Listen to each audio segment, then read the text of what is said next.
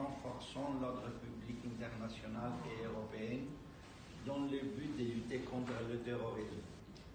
Dans l'Union européenne en particulier, l'harmonisation des États membres dans le domaine de la sécurité a été progressivement réalisée. Cependant, je voudrais me concentrer sur trois niveaux où on peut améliorer notre coopération au niveau européen et interrégional. Tout d'abord, nous devons combiner de manière plus efficace notre législation et notre culture avec la sécurité extérieure. Kyriakos Mitsotakis, le Premier ministre de la Grèce, est convaincu que tout est basé sur l'éducation.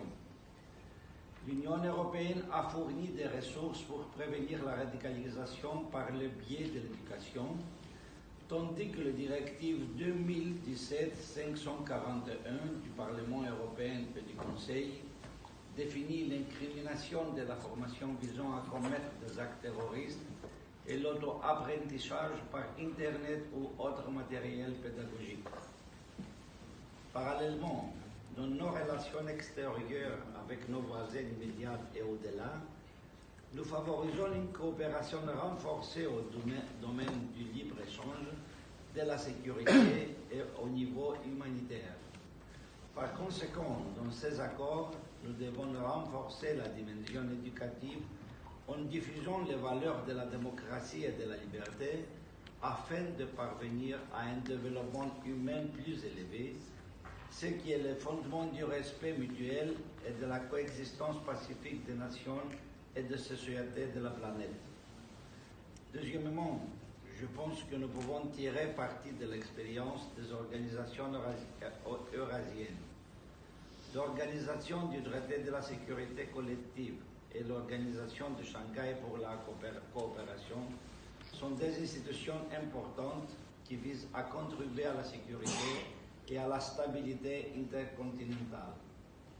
D'ailleurs, la Russie et le Conseil de l'Assemblée interparlementaire des États indépendants sont des partenaires de notre Assemblée.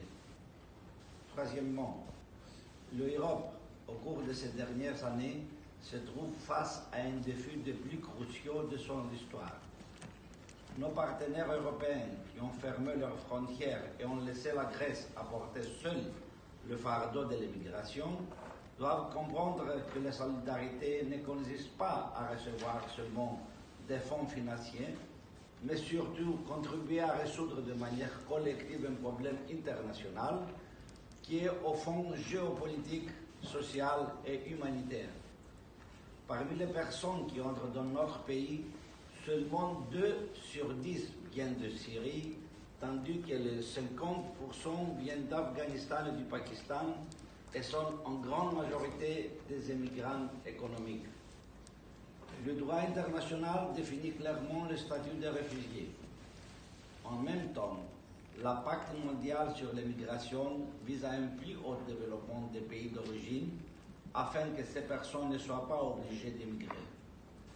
En tout cas, nos institutions et nos services doivent faire la distinction entre les deux et en même temps être vigilants pour filtrer l'entrée de ceux qui proviennent de zones où des réseaux terroristes opèrent. Nous avons besoin de l'aide de tous, y compris des pays du sud-est de la Méditerranée, pour protéger nos frontières, assurant ainsi notre stabilité interrégionale et notre coexistence harmonieuse. Je vous remercie de votre attention.